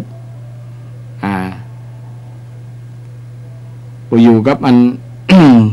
ไผจะอายุแต่ใดแล้วเนี่ยมันสามารถทำร้ายจิตใจของคนได้ทุกเพศทุกวัยถึงแม้จะอายุนักแล้ววัยจะใกล้จะถึงฝั่งแล้วก็ยังมีอยู่สิ่งเหล่านี้อยู่มันบอกเกี่ยวกับเรื่องร่างกายเลยนะฉะนั้นกิเลสเรื่องเพศศาสตร์นี่มันอยู่ที่ใจมันอยู่ที่กายใจมันปุ๊กคือกายมันทำอายตีมาเฮียนเป็นลูกศิษย์เนี่ยก็เลยได้เฮียนหูระดับปริญญาเอกทีเดียวยิ่งกว่าปริญญาเอกมันร้ายแรงถึงขนาดนี้กันนะราคะไฟราคะเนี่ยอาจารย์ก็อธิบายสำทับไปเห็นว่ามันยิ่งกว่านี้นะทำให้คนมันไหม้คนมันทำร้ายคนเนี่ยอันนี้ความเป็นครูแต่ก่อนนะญาติโยมครูประจำสถาบัน สอนเสียสละแม้แต่ชีวิตของแม่นะมันเป็นเรื่องบุคลาธิฐานที่คือคนได้รู้ว่าความเป็นครูนะสามารถเสียสละแม้แต่คนที่ฮักตัวคนที่เป็นที่ฮักแม่นะแต่คงคิดว่าแม่ก็คงอยู่บ่เหมือนประมาณนั้นนะแต่ว่า มันเป็นการที่ถ่ายทอดความรู้โดยบ่เหลืออย่างเกลี้ยงหมดเลยเปิดทุกส่วนบ่ปิดไว้นะบ่ต้องมาเฮอลูกต้องมาเรียนพิเศษนั่นละลูกศิษย์บ่ต้องมาเรียนพิเศษนี่แหละการเรียนพิเศษที่อาจารย์มอบให้เนี่ยการเรียนพิเศษที่อาจารย์มอบให้กับลูกศิษย์ลูกหาจนหมดเปลือกหมดพุงแล้วนะลูกศิษย์ก็เมื่อหันไปอันกราบแบบเต็มอกเต็มใจแล้วน้ำตาไหลโอ้เฮานี่ได้ครูบาอาจารย์สุดยอดเลยนะบ่มีครูบาอาจารย์ท่านใดแล้วที่จะประสิทธิ์ประสาทความรู้ให้เฮาขนาดนี้นะแล้วก็ตั้งจิตตั้งใจว่านะชีวิตนี้ก็จะมอบให้กับอาจารย์เช่นเดียวกันถ้าอาจารย์ต้องการจะได้ก็จะมอบให้นะเป็นการตอบแทนที่ครูบาอาจารย์ได้มอบความรู้ที่บ่มีสอนในที่สถาบันใด สถาบันใดเลยนะมอบให้กับลูกศิษย์คนนี้ลูกศิษย์คนนี้ประทับใจมากๆนะก็ได้เสนอตนนะทำหน้าที่ดูแลอาจารย์คนนั้นเหมือนกับพ่อนะเหมือนกับแม่ที่ได้มีคุณูปการได้มีบุญคุณกับตัวเก่านะจนอาจารย์นั้นก็ได้ละสังขารได้ตายจากไปก็ยังนึกถึงอยู่ว่าโอ้ถ้าบ่มีอาจารย์คนนี้เขาจะบ่ได้จบโดยบ่ได้เรียนจบเรื่องเหล่านี้ไอ้เรื่องเหล่านี้นะมันเป็นคุณค่ามากๆทีเดียวสำหรับภูมิคุ้มกันเวลาเผื่อเฮาไปมีความรักกับแม่หญิงคนนั้นคนนี้เนี่ยก็จะได้รู้เท่าทันว่าธรรมชาติของกิเลสนี่มันบ่ป่านี้ภัยมันพร้อมที่จะเกิดกับ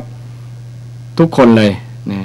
อันนี้ผลมาจากครูบาอาจารย์แต่ก่อนนะครูบาอาจารย์ประจำโรงเรียนหรือว่าสถาบันเนี่ยมอบให้กับลูกศิษย์ลูกหานะศรัทธาญาติโยม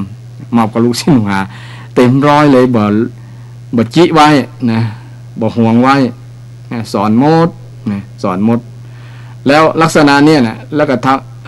ครูบาอาจารย์ลักษณะเนี่ยทำให้พ่อแม่เนี่ยมีความเชื่อมั่นในครูบาอาจารย์แบบเนี้ยเลยนำลูกศิษย์ลูกหาไปอยู่โดยนะจะอบรมสั่งสอนจะได้ก็มอบให้ท่านหมดเด้อประมาณนั้นนะแต่ก่อนบ่ได้มีค่าอันนั้นค่าอันนี้หรอกนะแล้วแต่จะบูชาคุณเนาะนะบางคนก็นำเข้าป่าอาหารมาให้กับอาจารย์ผลละหมากลากไม้แต่ก่อนบ่มีเป็นเงินเป็นทองนะบ่มีเป็นสตางค์อย่างบัดเดียวนะบัดเดียวนี้เป็นมีเงินระดับนั้นนะครูอย่างคศ1 2 3 4 5นะระดับเงินต่างกันเนาะพายุเมินที่สอนเมินก็ได้เงินเดือนสูงขึ้นนะตามชั่วโมงสอนตามการทำงานตามประสบการณ์ตามความสามารถตามความรู้ตามวิทยาฐานะ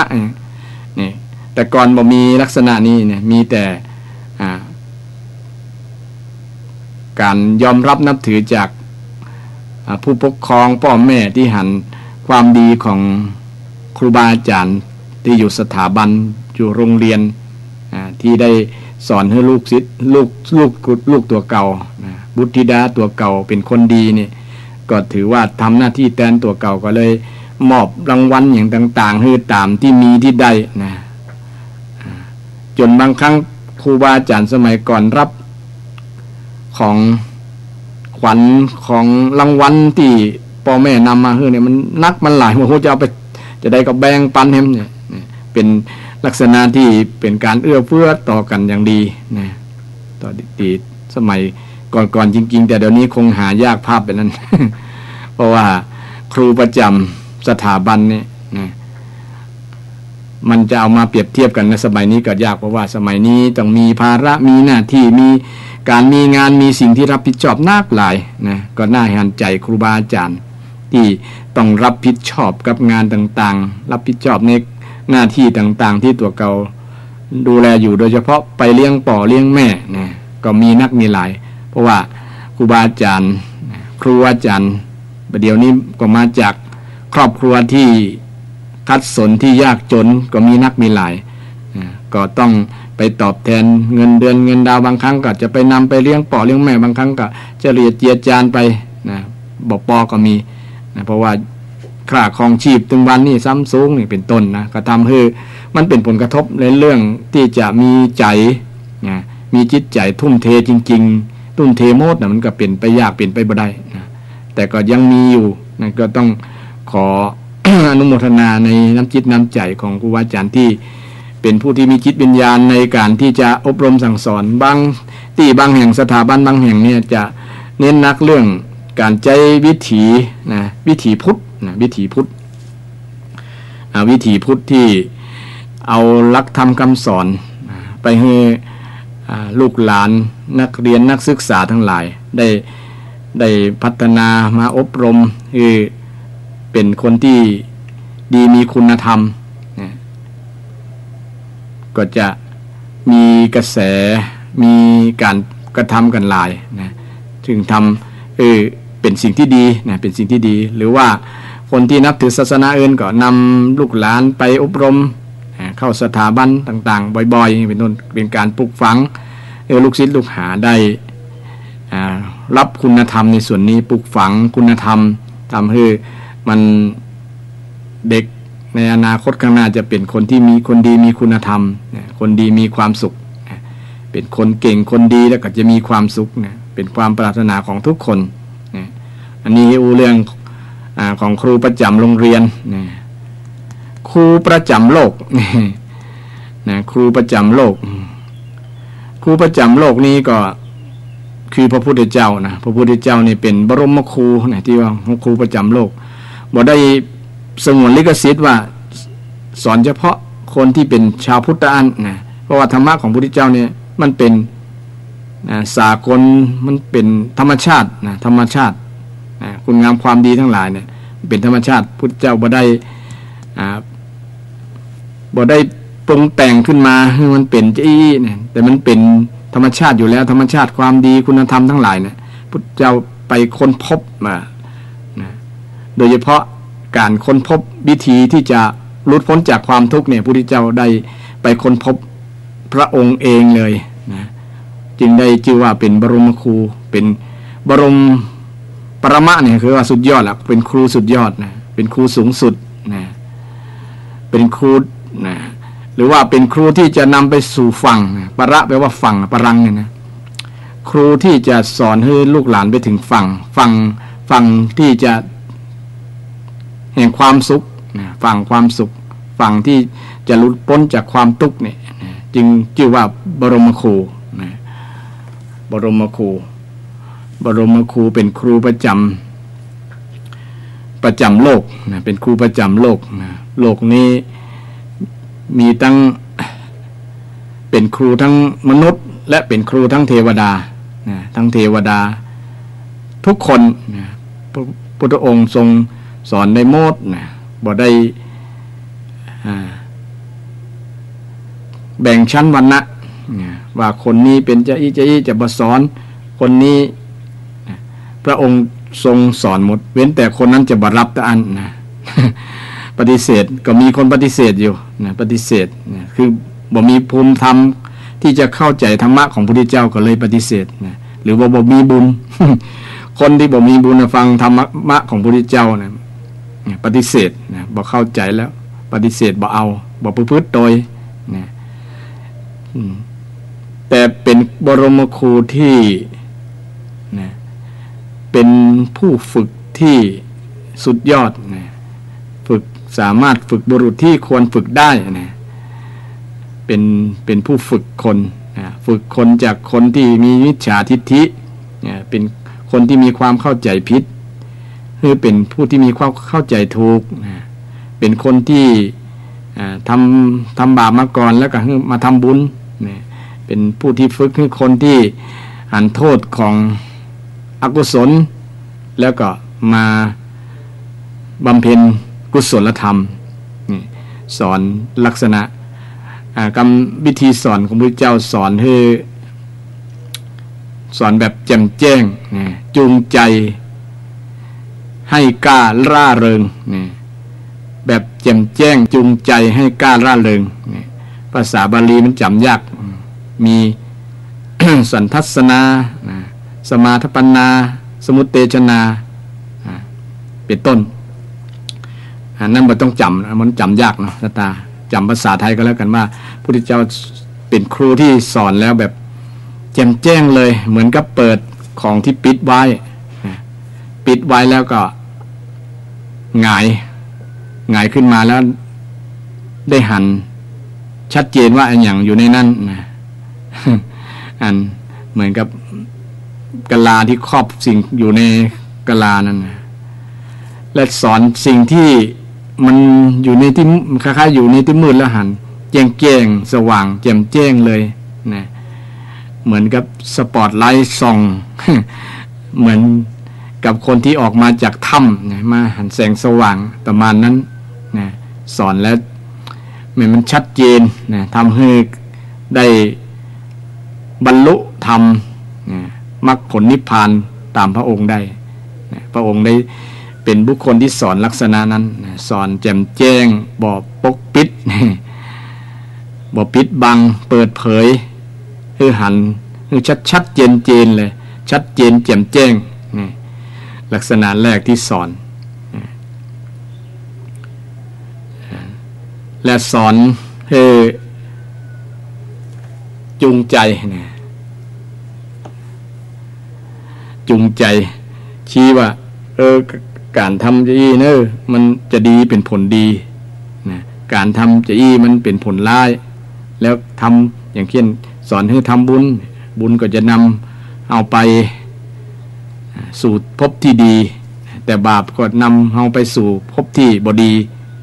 อย่างนี้เป็นต้นทำให้คนอยากจะทำจี้หันประโยชน์จี้หันโทษจี้ว่าสิ่งนี้เป็นบาปเป็นบุญเป็นคุณเป็นโทษเนี่ยแล้วเป็นแรงจูงใจให้คนได้แล้วก็มีปุคลาธิฐานว่าบุคคลทำยี่เป็นยี่แล้วได้รับผลยี่เนี่ยมันก็เกิดแรงจูงใจคนก็อยากจะทำตัวลักษณะคำสอนพุทธเจ้าลักษณะนั้นเป็นครูที่สอนฉลาดสอนมากนะเพราะว่าท่านเป็นสัพพัญญูเนาะสัพพัญญูคือรู้ทุกสิ่งนะก็เป็นบุคคลที่สอนแบบจูงใจคนให้ทำจูงใจคนให้ทำแล้วบ่ได้บังคับนะทำเนอะถ้าบ่ทำมีโทษนะบ่ได้บังคับแบบนั้นแต่คนตั้งใจคนเรื่อมใสในคำสอนที่พระพุทธองค์ได้สอนเพราะว่ามันหันชัดแล้วนี่นะหันชัดแล้วก็เกิดความจูงใจนะจูงใจอยากจะทำคำสอนพระเจ้าแม่นแต่รอถูกแต่รอนะเพราะว่าคำสอนธรรมะของพระเจ้าเนี่ยมัน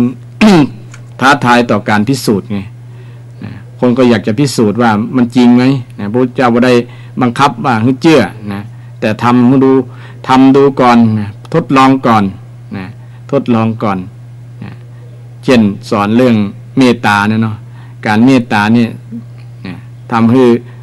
ได้อานิสงส์หลายอย่างเนอะนะเช่นรับเป็นสุขนะนอนเป็นสุขนะตื่นมาก็เป็นสุขนะบ่ฝันร้ายเป็นต้นนะคนก็ลองอยากจะทำดูว่าแผ่เมตตาเนี่ยมันเกิดประโยชน์จะอีแล้วเนี่ยประมาณนั้นก็ลองทดสอบได้นะว่าเขาจะนอนเป็นสุขแบบเวลาเขาแผ่เมตตาเนี่ยวันใด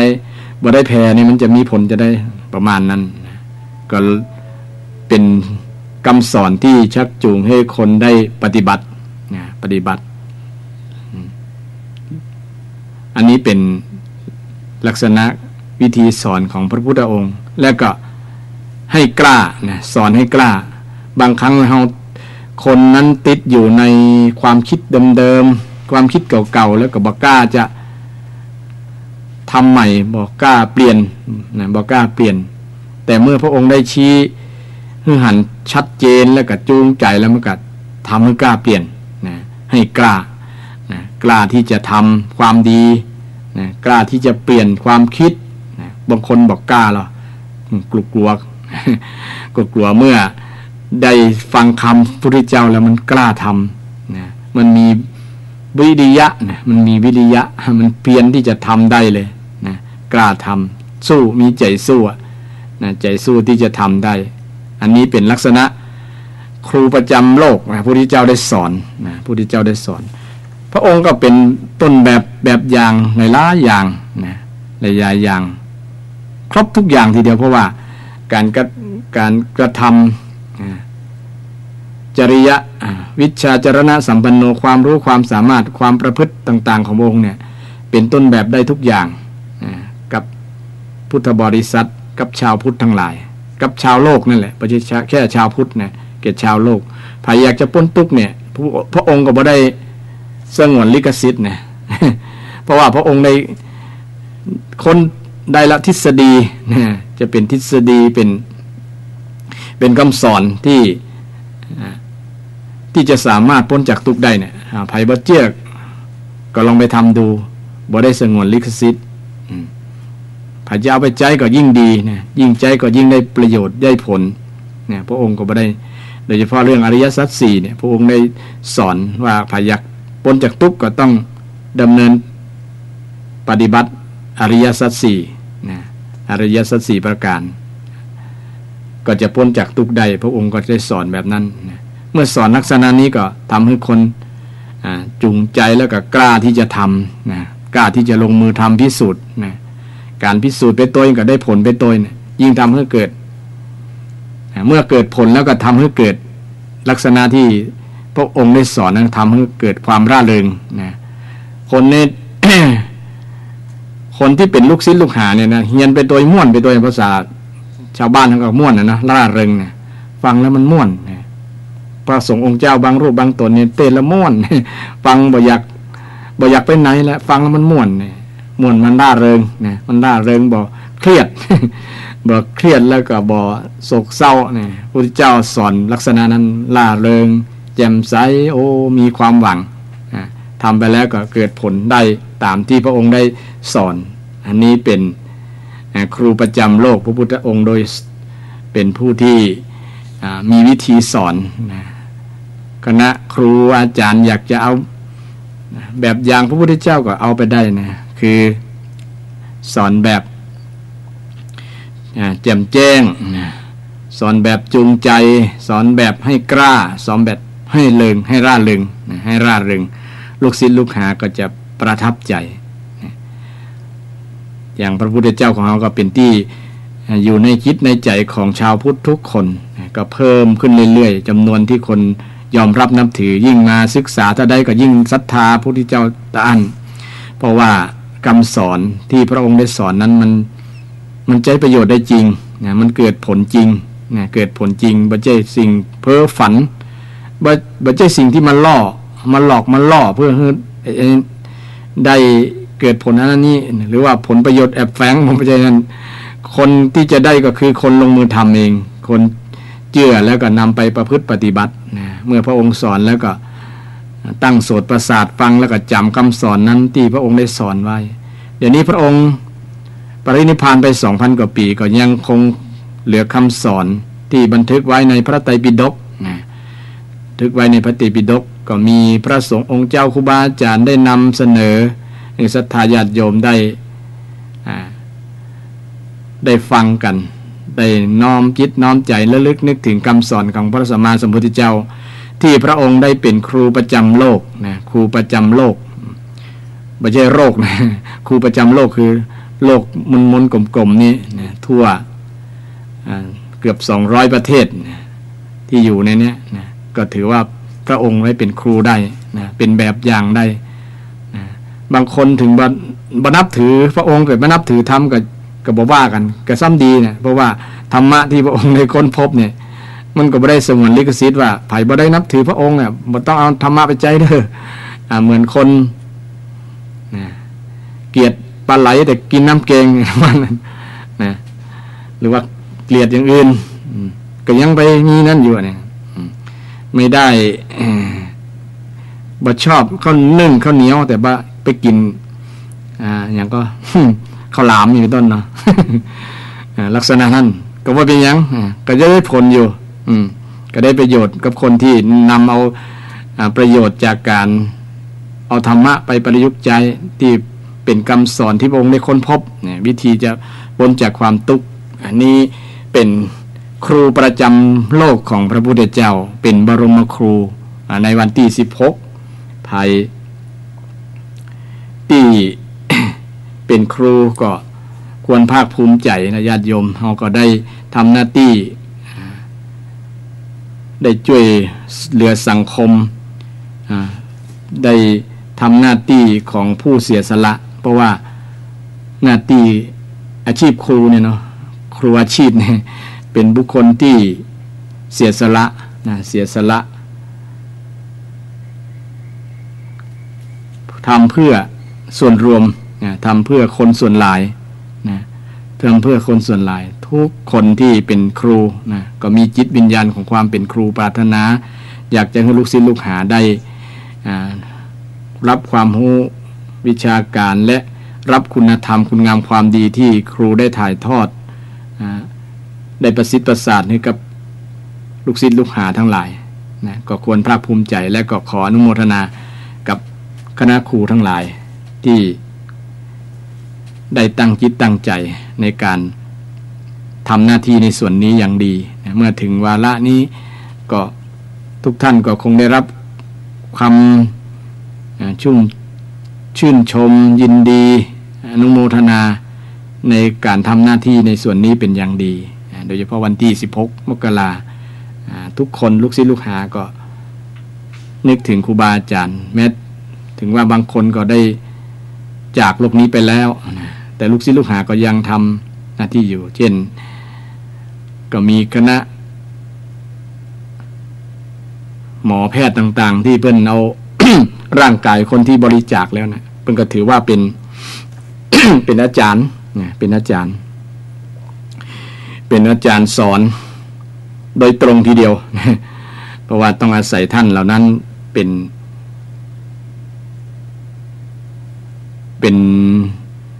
อะไรอย่างเป็นทุนเป็นปัจจัยสำคัญในการศึกษานะเป็นอุปกรณ์ในการศึกษาถ้าบ่มีท่านก็จะบ่ฮู้จะบ่เรียนรู้ได้นะเพราะว่าถ้าเอาคนเป็นไปก็ทำอะไรมันจะ มันก็เป็นเรื่องลำบากนะแต่ต้องอาศัยคนที่ตายไปแล้วต้องได้รู้ว่าอวัยวะข้างในเนี่ยมันมีอย่างพ่องเนี่ยก็เป็นเครื่องมืออุปกรณ์ในการศึกษาเราเรียนของคณะแพทย์ที่เรียนคณะแพทย์ก็นึกถึงบุญคุณในส่วนนี้ก็มาทำบุญอุทิศส่วนบุญกุศลให้กับอาจารย์ใหญ่ทั้งหลายนะอาจารย์ใหญ่ทั้งหลายก็เป็นการแสดงออกอย่างหนึ่งว่าในฐานะตัวเก่าเป็นลูกศิษย์ที่มีนี่บุญคุณกับอาจารย์ใหญ่ก็เลยทำบุญตอบแทนในส่วนนี้ก็ถือว่าเป็นสิ่งที่ดีเป็นสิ่งที่ทำให้เกิดคุณธรรมในความกตัญญูรู้คุณของความเป็นศิษย์ที่มีต่ออาจารย์ใหญ่ต่อคนที่ล่วงลับไปแล้วที่ท่านได้เสียสละร่างคือมาศึกษาเราเรียนและครูประจำธรรมชาติครูประจำธรรมชาติตะกี้ครูประจำโลกครูประจำธรรมชาตินี้ก็คือประสบการณ์ ได้แก่ประสบการณ์ที่มีอยู่กับทุกท่านทุกคนประสบการณ์นี้ถือว่าเป็นครูสอนแล้วได้ผลอย่างมากๆทีเดียวนะโดยเฉพาะมันจะเป็นสภาวะเป็นภาวะเป็นเหตุการณ์ต่างๆที่เราได้รับเองนะแล้วเราจะจำจนตายทีเดียวในประสบการณ์นั้นนะมันจะเป็นบทเรียนสอนบางครั้งมันเป็นก็ห้องว่าบทเรียนราคาแพง บทเรียนราคาแพงแทบเอาชีวิตบรอดนะก็ถือว่าเป็นประสบการณ์เรียนรู้อย่างหนึ่งนะประสบการณ์นั้นถือว่าเป็นครูของเรานะแม้แต่ธรรมชาติอย่างอื่นก็เป็นครูนะเป็นครูเช่นสัตว์ต่างๆก็เป็นครูเขาได้อย่างอาตมาได้สังเกตสุนัขภาษาบ้านเขาคือง้องมาหมายเนาะมัน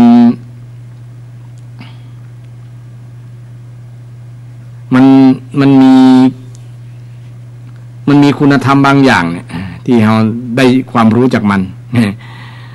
หรือว่าไก่เป็นต้นนะมันมีคุณชาติคุณธรรมบางอย่างในจิตใจของมันนะ โดยเฉพาะเรื่องไก่นะมันจะปกป้องลูกมันบ่ให้ได้รับอันตรายแม้แต่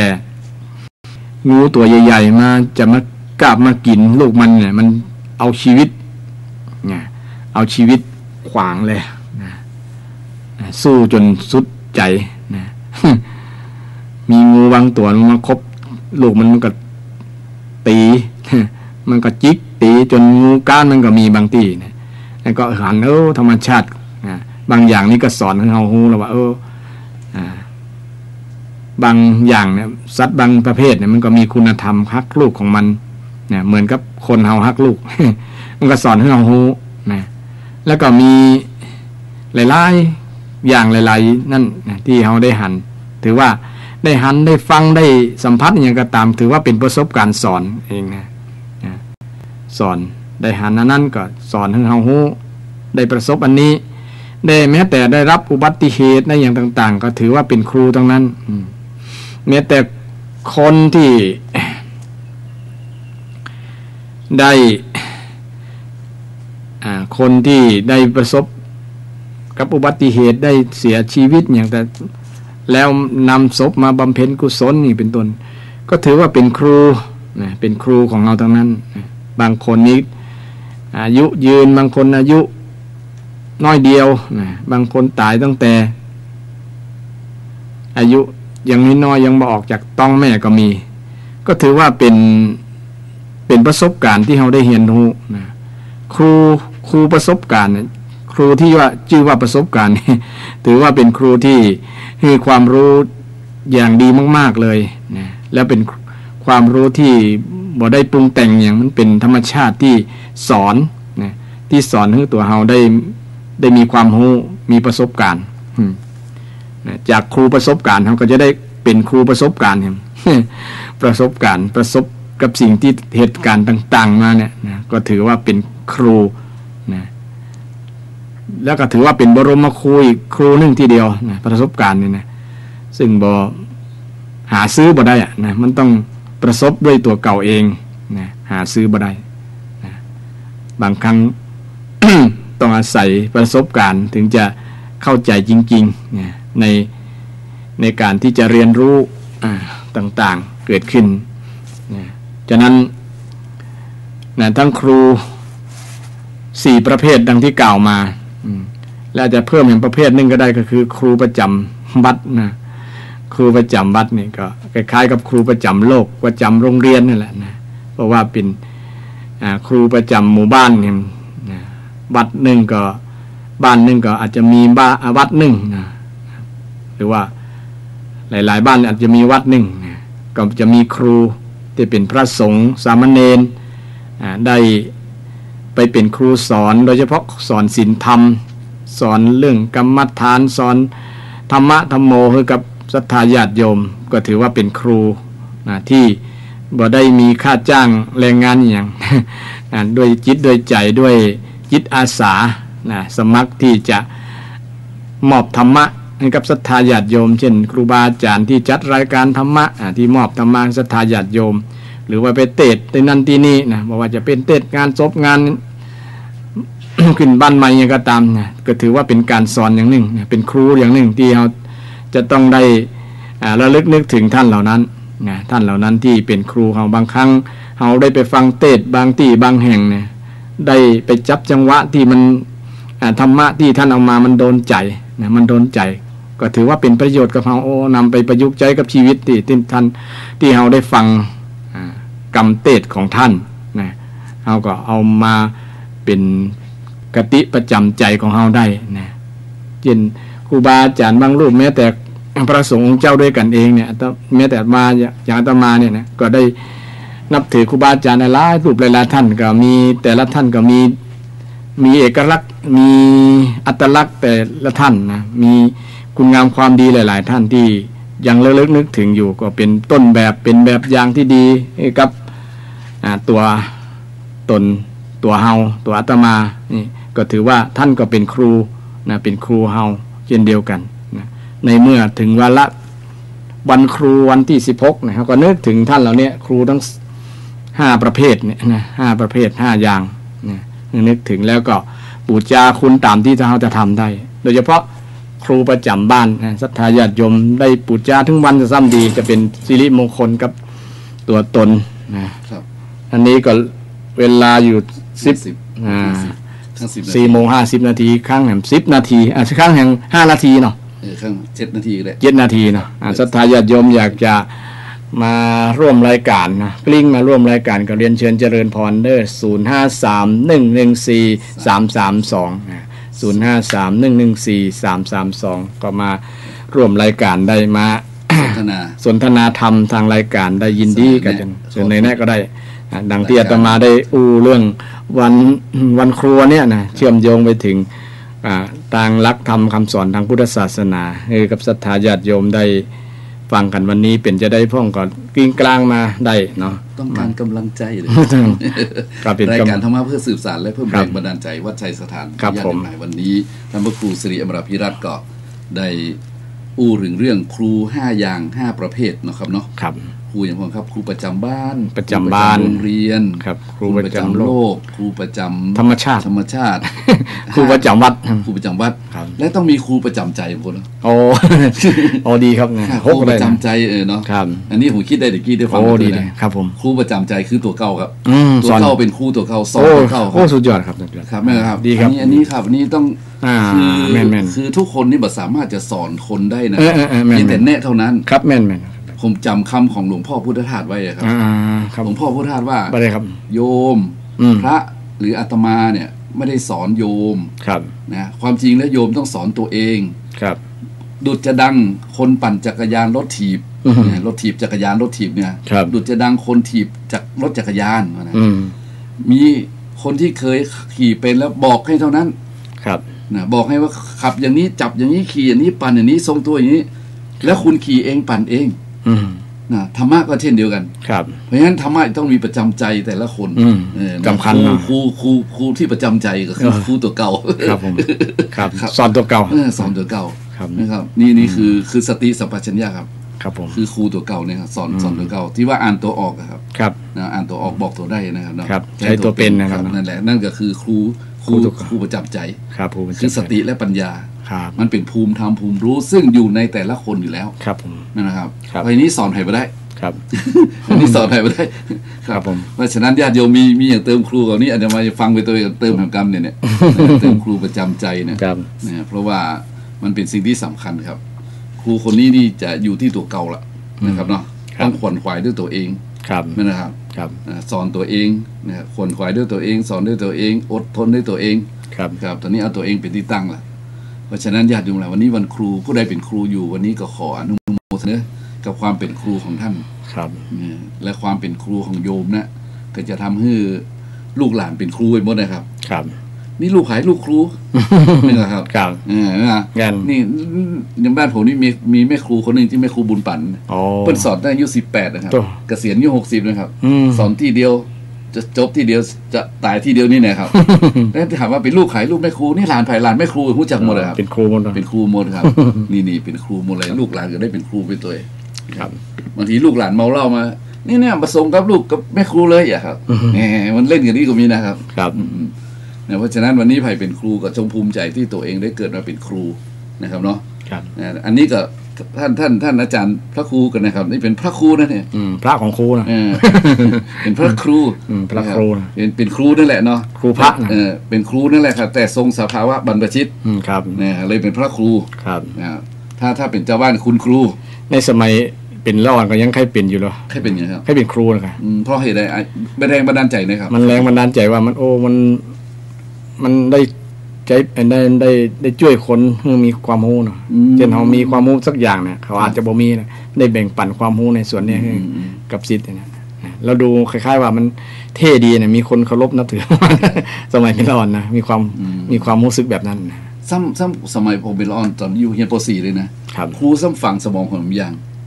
ฝังสมองผมนะถ้าเธอโจ๊กไปเธออย่าไปเรียนครูเนอะเงินเดือนมันน้อยอีกว่ะเงินเดือนน้อยแต่นะครับครูเนี่ยสมัยก่อนนะครับเดี๋ยวนี้ก็ พออยู่พอได้นะครับพออยู่พอได้แล้วครูเป็นว่าครูนี่เหมือนเรือจ้างนะครับ ชีวิตของครูนี่เหมือนเรือจ้างเหมือนเรือจ้างนะพวกเธอทั้งหลายเนาะเลี้ยงส่งถึงฟังแล้วก็แล้วกันเลยเดี๋ยวกันไปคือหมายความว่ารับจ้างสอนลูกเปิ้ลถ้าคิดอันก็แม่นแต่ความจริงแล้วมันเป็นภูมิของความรู้อะครับมันไม่ใช่แค่เรือจ้างเลยครับนะครับมันจะเกิดความผูกพันเคารพนับถือนะครับเนาะครูคนแรกนะครับเอาครูคนหนึ่งไปสอนสมัยสอนผมนะไปติดตามถึงบ้านก็แล้วว่าเป็นยังไงไม่สบายเลยวันนี้ไม่ไปโรงเรียนเนี่ยไปถึงบ้านกันนะแต่ได้นี่มีหมู่นะมีคงจะมีอยู่เนาะแบบลักษณะนั้นนะมีเพื่อที่ว่าโครงการเยี่ยมบ้านครับแม่นครับครูนักเรียนเยี่ยมบ้านเพื่อนนักเรียนเนี่ยนะครับไปถามว่าเป็นอะไรอยู่ยังไงเนี่ยครูคนนี้ผมยังประทับใจติดตาอยู่เลยไม่ใช่ติดใจกะติดใจ คือมันติดภาพครับภาพลักษณ์เพิ่นนะติดอยู่ในความทรงจำตื่นนึกรับตาเมื่อได้หันเมื่อนั้นเลยมันเป็นความทรงจำที่ประทับใจประทับใจเป็นความทรงจำที่ดีนะครับเนาะนี่แหละญาติโยมไหนมันบางทีอย่างทุกเจ้าเพิ่นเทศไปนะครับเนาะเขาก็รู้เรื่องหรอกแต่วันหนึ่งเขาเจอเหตุการณ์อย่างทุกเจ้าพูดว่าเนี่ยแม่นะครับเนาะครับผมมันเข้าไปอยู่ในใจละเริ่มเป็นครูละนะได้ครูครับเนาะครับเพราะฉะนั้นกับวันนี้ก็ต้องญาติโยมมาโทรมาก็เป็นอย่างเนาะ053-114-332ก็อาจจะว่างเว้นญาติโยมอาจจะฟังเมินละบ่อยแล้ววันพูดอีนะครับเนาะก็เป็นอย่างครับเพราะว่ามันเป็นธรรมดาของญาติโยมนะซึ่งเขาก็บ่ได้ที่จะได้ท้อหรือว่าจะได้น้อยใจหรือว่าจะได้คิดเป็นอย่างอื่นนะครับเนาะก็เขามีหน้าที่เทศนะครับเนาะวันก่อนนั้นไปที่ลองกิเล็กก็ว่าฟังอยู่นะอาจารย์เนี่ยโอ้ก็ดีแล้วนะแต่บทโทรบ่ได้นะเนาะแสดงว่าครับเนาะเขาก็มีหน้าที่อย่างทำไปครับเนาะได้แสดงทำไปเพราะฉะนั้นวันนี้หมดเวลาครับหมดเวลาเพื่อคือเวลามันหย่อนเพราะว่าหย่อนต้องจ้างนะครับเนาะมันหน่วงไว้หน่อยเพราะฉะนั้นกับวันนี้ครับท่านอาตมาภาพก็ขอนำรายการธรรมะเพื่อสืบสานและเพิ่มแรงบันดาลใจวัดชัยสารจากญาติโยมไปก่อนเนาะต่อวันพุธหน้าถ้าบ่มีภารกิจบัติดที่ไหนท่านอาจารย์พระครูสิริอมรพิรัตน์เพื่อนก็จะมา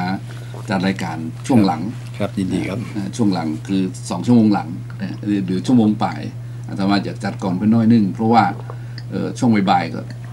วัดนี้เหมือนจะมีคนนั่นมาสลามาติดต่อสปะสเปดนะครับเนาะก็เลย